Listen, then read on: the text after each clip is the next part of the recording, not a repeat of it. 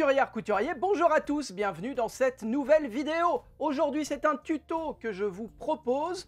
Nous allons coudre ensemble ce petit porte-clés rond. Regardez, porte-clés vide-poche, je ne sais pas trop comment l'appeler en fait. Il est rond, donc il va s'appeler porte-clés rond, mais en gros, c'est un porte-clés qui dispose d'une petite trousse plate, ronde, sur le dessus, et à l'intérieur de laquelle vous allez pouvoir ranger. Alors moi, j'ai mis mes petites pièces de monnaie, ma YouTube monnaie même, les petits jetons de caddie et puis voilà, mais au final vous pouvez l'utiliser pour ranger un peu ce que vous voulez, c'est-à-dire des billes si c'est pour offrir à un enfant, ça peut servir de ce que vous voulez. Bon, on y va?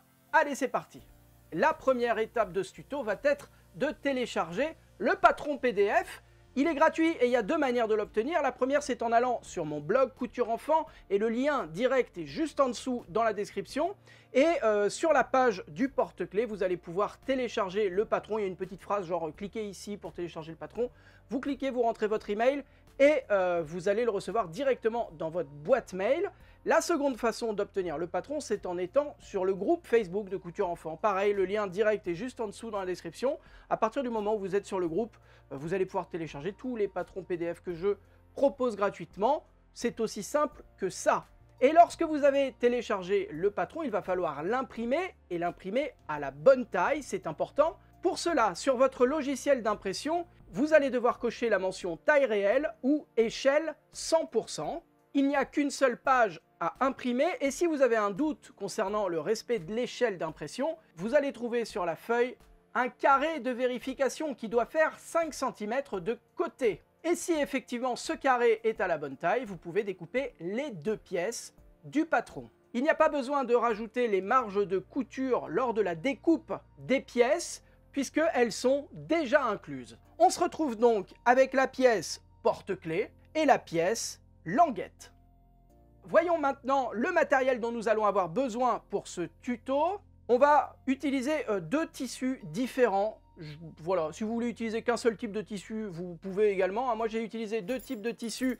Alors, je vais virer les clés parce que ça fait beaucoup de bruit là. Hop, deux types de tissus. Donc pour l'extérieur du porte-clés et un second à l'intérieur puisque ce porte-clés est entièrement doublé. Moi, j'ai cette cotonnade jaune.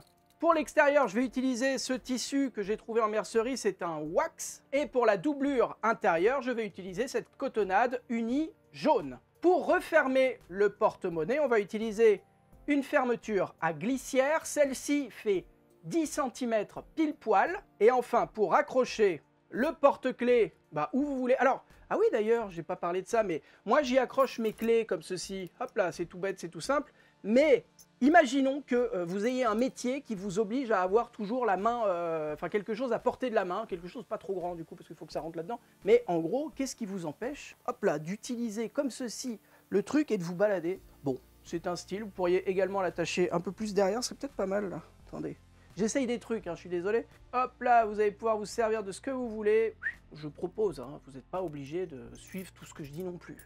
Moi, j'utilise mon porte-clés de cette façon, il y a une raison. Et donc, pour accrocher les clés au porte-clés, moi, je vais utiliser ce petit mousqueton que j'ai trouvé en mercerie. Pour toutes les dimensions dont vous avez besoin, pour les références du matériel que j'ai utilisé dans ce tuto, vous allez pouvoir tout retrouver juste en dessous dans la description, également sur mon blog, sur la page qui parle de ce petit projet. Et en gros, j'ai fait le calcul, vous allez devoir dépenser pour ce projet un petit peu moins de 5 €. En gros, vous allez avoir besoin de quelques centimes de tissu. Enfin, ça va dépendre évidemment du tissu que vous allez utiliser. Si vous utilisez de la soie pour faire ce petit porte-monnaie, ça risque de coûter un peu plus cher. Mais grosso modo, moi, j'en ai eu pour moins d'1 € parce qu'il y a besoin à chaque fois de deux cercles de 12 cm dans chaque tissu. Donc, c'est vraiment très peu d'argent. Le petit mousqueton coûte, c'est le plus cher pour le coup, coûte environ 3,50 € pour celui en tout cas que j'ai acheté. Et la petite fermeture à glissière, c'est à partir d'1 € la fermeture de 10 cm. Donc voilà, moins de 5 € ce petit projet. Et encore, si vous avez du tissu, si vous avez des fermetures et si vous avez un mousqueton, c'est gratuit. Allez, on passe à la découpe des tissus. Nous avons besoin de découper 4 fois la pièce du porte-clés. Pour découper une pièce 2 fois en un coup de ciseau, on va replier le tissu sur lui-même de cette façon, épingler la pièce comme cela, et avec votre paire de ciseaux à tissu, découper tout autour, en prenant bien son temps parce que découper une pièce ronde, c'est jamais forcément évident. Enfin, en tout cas, c'est un peu plus délicat qu'une pièce rectangulaire ou carrée, évidemment. Et ainsi, en une seule découpe, j'ai mes 2 pièces dans le tissu extérieur. Tant qu'on en est à travailler avec le tissu extérieur, on va découper une fois la languette. Là, j'ai eu de la chance, il me restait un tout petit bout dans lequel je vais pouvoir positionner la languette. Donc, j'épingle ma pièce et je découpe les 4 côtés. Boum! Allez, on découpe les 2 derniers cercles dont nous avons besoin. Cette fois, on fait ça dans le tissu de doublure. Comme tout à l'heure, on replie le tissu sur lui-même. On épingle la pièce du porte-clés et on découpe tout autour.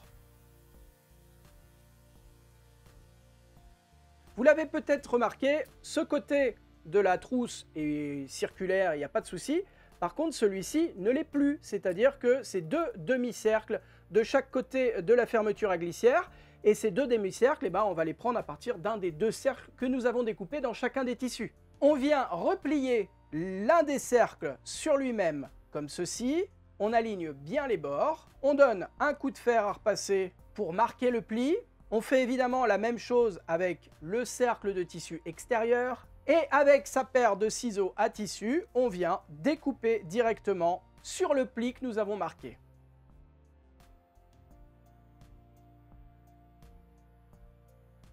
Et ainsi, on a transformé notre cercle en 2 demi-cercles.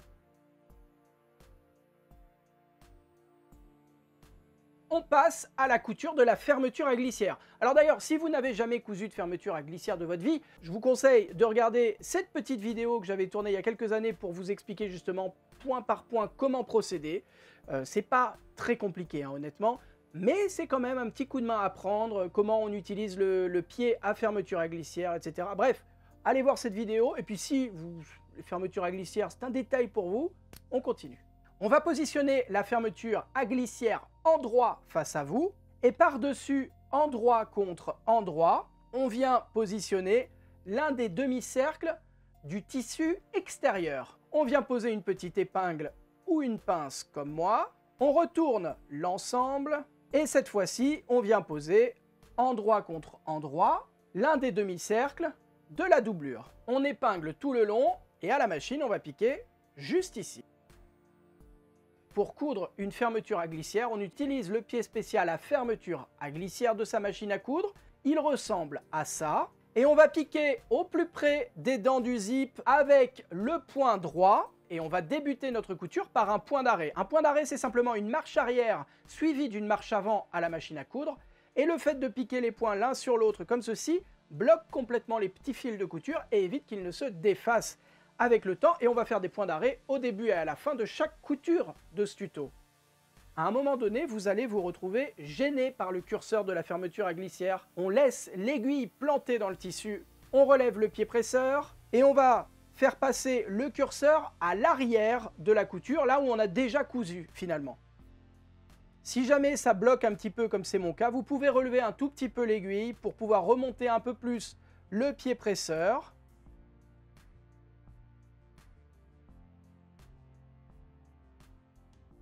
Et hop, une fois que le zip est passé derrière, vous rabaissez le pied presseur et vous continuez la couture jusqu'au bout du zip.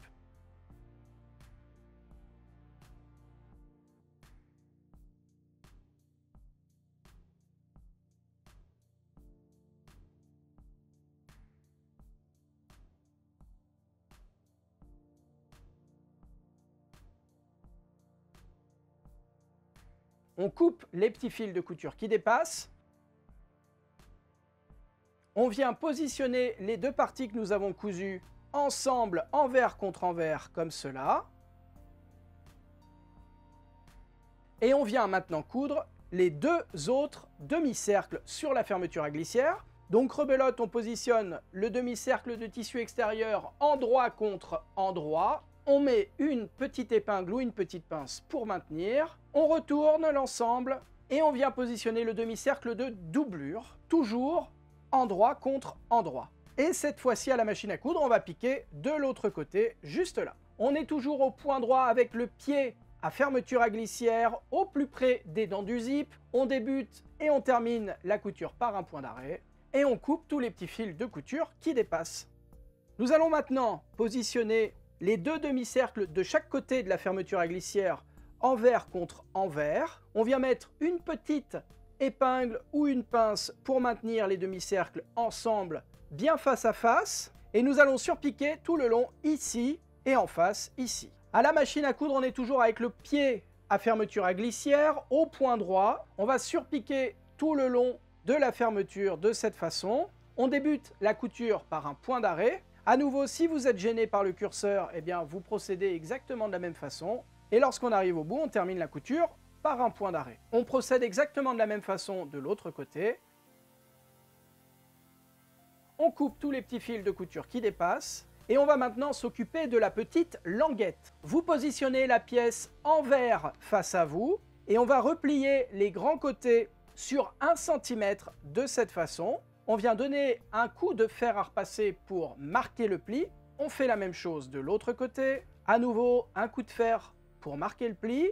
Et on replie cette languette sur elle-même. Et pour que ce soit plus propre, on vient donner un coup de fer. Cette petite languette va retenir le mousqueton. Donc on vient faire passer le mousqueton à l'intérieur de cette façon. Et on va positionner la languette comme ceci à l'une des extrémités de la fermeture à glissière. Alors, moi, j'ai décidé de poser la languette de ce côté-ci de la fermeture à glissière, c'est-à-dire que lorsque le porte-clés est ouvert, le zip vient se retrouver contre la languette, ce qui permet, lorsqu'on la referme, de tenir comme ça. Si vous préférez mettre la languette de l'autre côté, c'est-à-dire lorsque la trousse est fermée, la languette est de ce côté-ci, vous le faites, ça ne change rien au tuto. Moi, j'ai fait comme ça, honnêtement, je vous explique. Vous connaissez forcément les vestes militaires qu'on trouve pas mal dans les friperies et compagnie. C'est des vestes militaires kaki avec 2 poches sur les côtés, juste là. Et si vous avez regardé, les poches s'ouvrent de haut en bas, c'est-à-dire il faut faire zzz comme ça pour ouvrir. Il y a une légende qui dit que l'armée, alors je crois que c'est l'armée belge, a refusé ce stock de vestes parce que justement les zips s'ouvraient comme ça de haut en bas, et lorsqu'on rampe dans la boue ou je ne sais où, je ne sais pas quelles sont les activités des militaires, mais en gros lorsque les gars rampent, ou les filles rampent, ça avait tendance à ouvrir la poche dans la boue, ou en tout cas là où ils étaient, et c'était pas top. C'est pour ça qu'ils ont refusé les vestes. Je me suis dit exactement la même chose, je me suis dit si je tiens mon porte-clés comme ça et que le zip fermé est en haut, peut-être qu'avec le temps, ça va s'ouvrir doucement et tout son contenu va se vider. Je vous jure que c'est pour cette raison que je l'ai cousu de cette façon. Et puis une fois que je l'ai eu cousu, je me suis rendu compte que le zip était quand même assez dur et que jamais j'allais ramper avec le porte-clés. Donc il ne s'ouvrirait pas même si le zip avait été en haut. Vous en faites ce que vous voulez, vous mettez la petite languette du côté que vous voulez, ça ne changera rien du tout. Peut-être cependant que ça sera plus simple si vous décidez de le mettre à la ceinture, hop là, comme ça, puisque ça vous permettra d'ouvrir simplement en faisant zip vers le bas, prendre les trucs sans forcément que ça tombe, et voilà, c'est vous qui voyez, moi j'aime bien comme ça, mais vous pouvez absolument avoir un avis contraire, ça ne me pose pas de problème. Donc, on vient positionner la languette avec les bords nus vers l'extérieur du porte-clés, et à la machine à coudre, on va piquer juste ici. On va garder le pied presseur à fermeture à glissière, ce sera un peu plus précis pour piquer. Là, en fait, la vraie difficulté, c'est de ne pas piquer sur le blocage de la fermeture à glissière. Vous voyez que les fermetures comme ça, qui sont vendues dans des dimensions précises, ont un blocage de chaque côté. Et si vous donnez un coup d'aiguille dedans, bah, l'aiguille, au mieux, se tord, au pire, se brise, et vous risquez d'abîmer votre machine à coudre. Donc, on va y aller tout doucement et surtout très précisément, pour passer au plus près de ce bloqueur, mais sans le toucher évidemment. Normalement, si votre fermeture est bien posée au centre, vous avez vraiment 1 cm de marge, donc ça devrait passer, mais méfiez-vous quand même. On va faire plusieurs allers-retours pour bloquer la languette et éviter qu'elle ne bouge. Donc vous faites un premier passage en marche avant, une marche arrière, une marche avant, et ça devrait aller. On coupe tous les petits fils de couture qui dépassent. Bon, et puis là, je ne vais pas vous cacher qu'on a quasiment terminé le tuto. On va ouvrir la fermeture, mais avant ça, on va bloquer l'espace juste ici entre les dents. D'ailleurs, si vous avez posé votre languette de l'autre côté, bah du coup, vous n'avez pas besoin de bloquer cet espace puisqu'il est déjà bloqué avec la petite languette. On vient positionner la languette à l'intérieur du porte-clés et par-dessus, envers contre envers, on vient positionner les 2 cercles qui nous restent de tissu, qu'on vient mettre endroit contre endroit, comme ceci. On épingle tout autour. S'il faut de l'autre côté, vous repositionnez mieux les épingles pour que les 2 cercles soient bien bord à bord, de cette façon. Et à la machine à coudre, on va piquer tout le long. On n'a plus besoin du pied à fermeture à glissière, vous pouvez remettre le pied standard. On va donc piquer à 1 cm du bord tout le long, au point droit. On débute la couture par un point d'arrêt. On pique tout le long en prenant bien son temps. Là, il faut vraiment s'appliquer pour avoir un bel arrondi tout le long, pour bien préserver la marge d'1 centimètre sur tout le pourtour du cercle. Et lorsqu'on a fait tout le tour, on termine notre couture par un point d'arrêt. On va couper les petits fils de couture qui dépassent. Et là, je dois bien vous avouer que j'ai pas eu envie de me prendre la tête avec ce petit tuto. C'est pour ça que je n'ai pas proposé un montage comme j'aurais pu le faire pour une trousse dans laquelle on aurait cousu séparément le tissu extérieur et le tissu de doublure. Là, les finitions sont beaucoup plus simples puisque à l'intérieur, la couture est visible, mais on ne voit pas comme ça les finitions même lorsque vous l'ouvrez. Ça va quoi, ça reste pas mal. Si vous avez envie de faire une finition plus jolie que celle que je propose, vous pouvez coudre du biais tout autour à l'intérieur de la trousse. Le problème que vous risquez de rencontrer, c'est que ça va vous ajouter une épaisseur forcément tout le long ici, donc ça risque de pas forcément être très élégant. L'autre solution, c'est de coudre donc séparément la doublure et le tissu extérieur, et ensuite de laisser une petite ouverture dans la doublure, de retourner l'ensemble, de refermer avec un point invisible. Voilà. Est-ce qu'on a envie de ça en ce moment? Je ne crois pas. Donc moi, pour ma finition, je vais utiliser ma paire de ciseaux à cranter et je vais dégarnir les marges de couture tout le long ici. L'avantage avec la paire de ciseaux cranteurs, c'est que ça évite au tissu de s'effilocher avec le temps. Ça fait des finitions, certes, un peu moins élégantes que si on avait fait une doublure ou mis du biais, mais c'est beaucoup plus rapide, surtout pour ce genre de petits objets comme ça, pas forcément fait pour être super fini, quoi. On retourne le porte-clés sur l'endroit, on repousse bien tous les bords et c'est terminé. Bravo à vous! Merci à toutes et tous d'avoir suivi ce petit tuto jusqu'ici. J'espère qu'il vous a plu. Si c'est le cas, vous connaissez la rengaine, vous n'hésitez pas à me le dire en laissant un petit commentaire, un pouce en l'air et surtout en vous abonnant à la chaîne YouTube. C'est le plus important pour moi, c'est le gros rectangle rouge juste en dessous où il y a marqué abonnement ou s'abonner.